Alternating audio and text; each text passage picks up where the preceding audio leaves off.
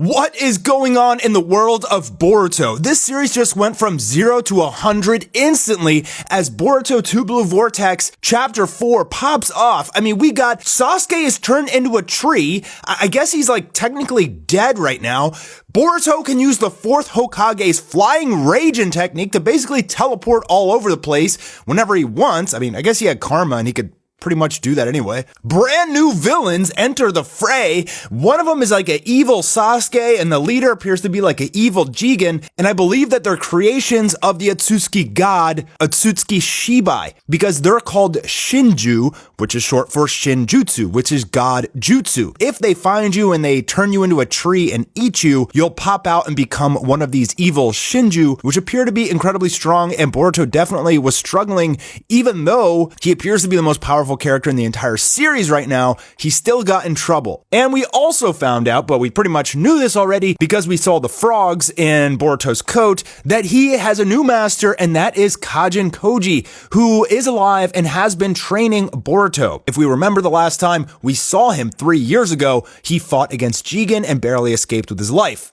He is the reincarnation or a clone of Jiraiya. So basically Boruto has Sasuke and Jiraiya and Naruto in him as well, which is to account for why he is just such a beast that can basically use every ability in the series, it seems like. Now, as we saw at the end of the last chapter, Boruto flexed his brand new Rasengan technique, the Rasengan Uzuhiko, which completely crippled and decimated Code, whose limiter is unlocked. Boruto made Code look like an ant, and so Code tried to retreat and go to the Ten Tails, to which Boruto followed him with the Flying Raijin technique. But as they get there, they notice that the Ten Tails is missing, and that's when they get interrupted by the attack of 4 new villains to the series, who, although they have Code's claw marks on them and can travel through the claw marks just like Code, Code doesn't know who they are, and he has no affiliation to them whatsoever. And the first one we see is Bug, who was a scientist, like a henchman of Code's, and we see that the real Bug is turned into a tree. So this enemy that's standing before them is not Bug, it is a Shinju. Now, it's very evident from this chapter that Boruto has fought them before and he knows exactly what's going on, but Code and the readers have no idea what the heck is going on. I guess Boruto is going to fill us in the next chapter as we start to get more and more tidbits of information about what exactly is going on. The Shinju, and we see, at the end that Sasuke is a tree. So something happened during the time skip. There must have been a battle to which Boruto and Sasuke lost, and Sasuke was turned into a tree. So I guess perhaps next chapter we'll get a flashback where Boruto's on the run. Perhaps Kajin Koji helps him as well, and it could be like a 3v4, but I guess they lose because Sasuke is a tree now, and Kajin Koji is not, so maybe he escaped with Boruto or something like that and began to train him to try and turn this all around. Now, Boruto uses a lot of new techniques in this chapter, obviously the Flying Raijin, but he also is able to use the Chidori, envelop himself in lightning, and repel the Bug Shinju. And he knows he's in trouble. He knows that these Shinju are too strong for him. And so he actually releases Code from the Uzuhiko technique, which was like killing him slowly. Boruto releases Code because he's like, hey, if we want to survive, like, you have to back me up. Like, don't ask questions, just back me up. But obviously, Code, he's not going to back up Boruto. This is a great opportunity to get rid of someone who's stronger than him so he can fulfill his goals. But Code is not the main villain of the series right now, and I'm glad because he didn't really seem that strong even with his limiter removed. And after the last chapter, Boruto, just like didn't even touch him and like basically just completely decimated the guy. So it's like, okay, well, it doesn't really feel like there's any threat in the series anymore, but now there is. So very quickly, this series has turned around and gave us a villain where the stakes are high. You have Sasuke, who is sealed in a tree, and then Boruto gets attacked by this Shinju Sasuke. So we have evil Sasuke in the series now, and it appears that these guys all have the Rinnegan as well. Interestingly, I'm not sure why. I mean, it's kind of like their pain or something like that. Perhaps they're all being controlled by Otsutsuki Shibai somewhere else. The Otsutsuki god could be exactly like pain. And we also have one that looks like Jigen, who is the leader, and he drops some nuggets of information on us, but it doesn't really make too much sense yet. Using words like ego And it appears that their original instinct was like to consume all chakra and make a chakra fruit and eat it. Now, this also is a fan translation. This chapter isn't officially out yet, so perhaps the official translation will give us some more information. And also, if I'm messing anything up here in this video, guys, please correct me in the comments down below.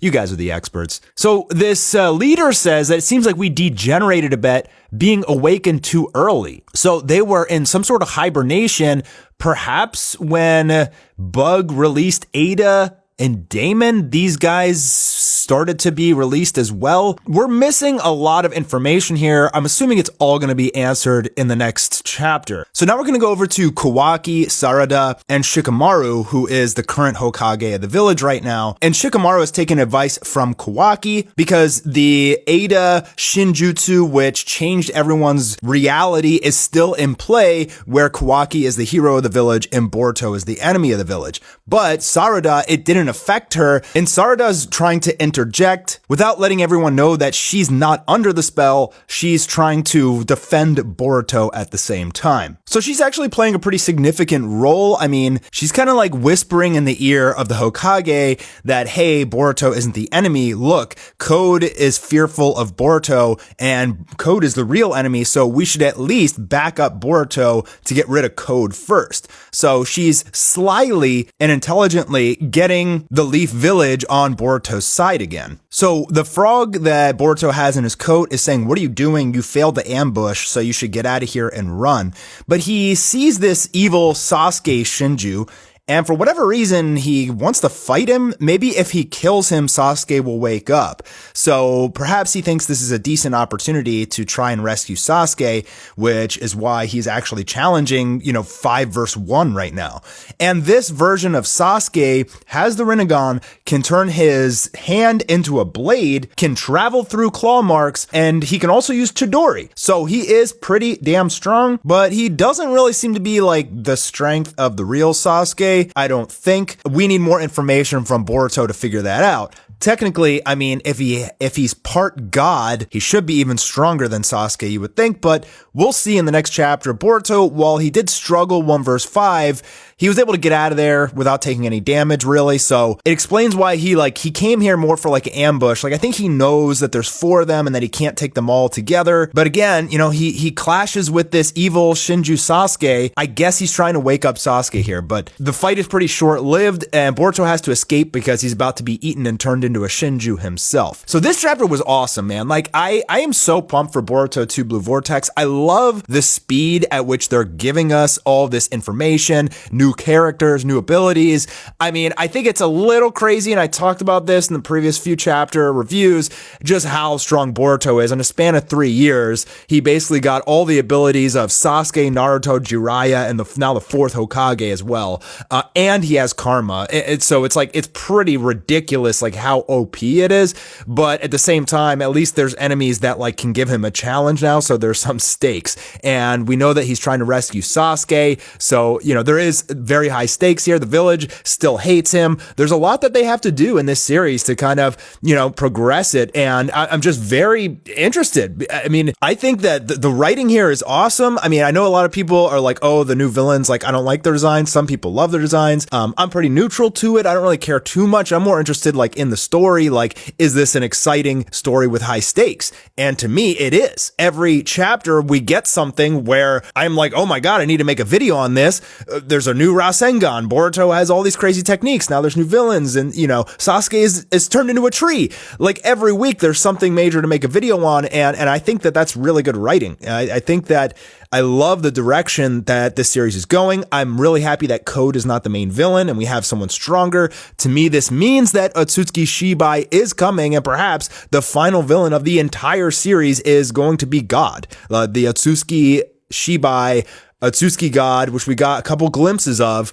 I don't know how anybody's going to be able to fight him. I mean, even if it's the entire ninja army, including Boruto, Sasuke, Naruto, Kawaki, even if everybody's on the same side, he's a god that can just change reality with the flick of his fingers and pretty much just wipe everyone out. I believe he's that strong. So, we've seen the powers of Ada and Damon. Like, their powers are so OP, it doesn't even make sense. If you just think about killing Damon, you die.